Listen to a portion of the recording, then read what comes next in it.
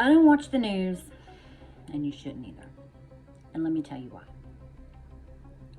All the news is going to do is keep you trapped in the reality that you don't need to be in. So let me clarify what I mean.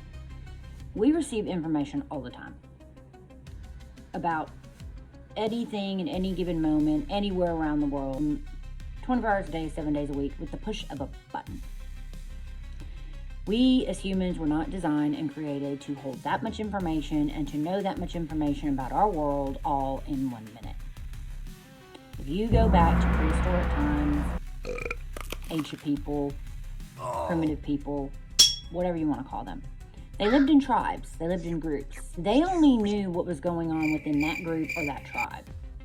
They may have heard stuff going on about the next tribe, but they didn't know what was going on in a whole nother country, on a whole nother island, with a whole nother tribe in a whole nother region of the world. There was no way that could happen. They didn't have television then, they didn't have newspapers then, Instagram and YouTube.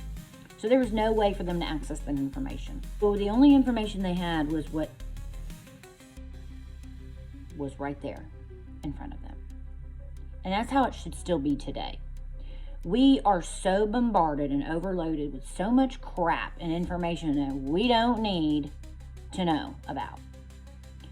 My mom used to say a saying when I was younger, and I'm starting to understand it even more and more. But the saying went something like this: if a tree fell in the woods and made a sound, and you weren't there, did the tree still fall in the woods and make that sound? It's kind of like one of those chicken before the egg kind of questions. I mean, really, did it happen?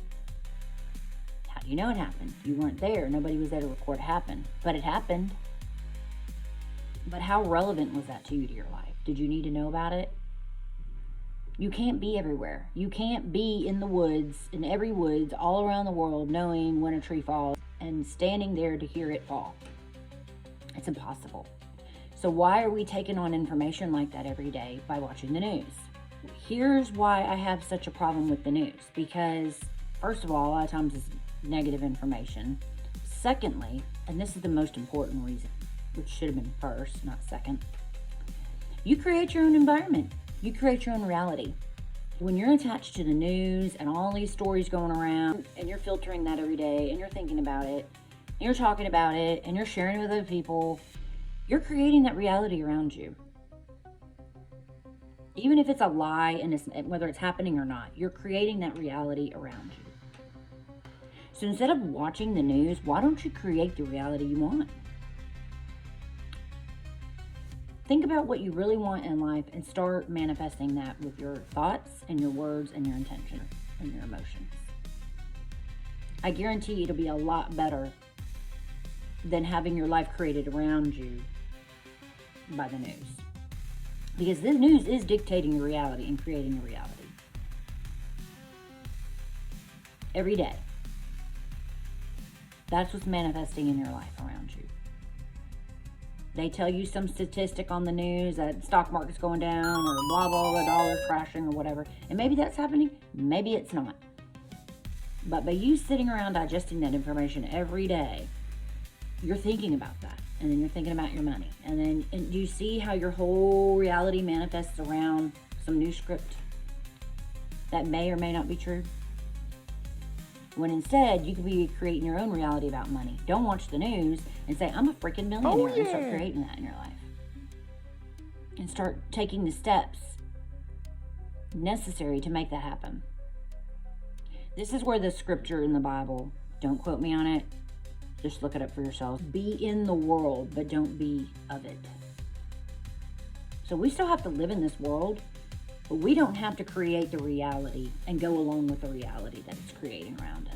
We can create our own reality. Be separate from it. Be separate from that reality.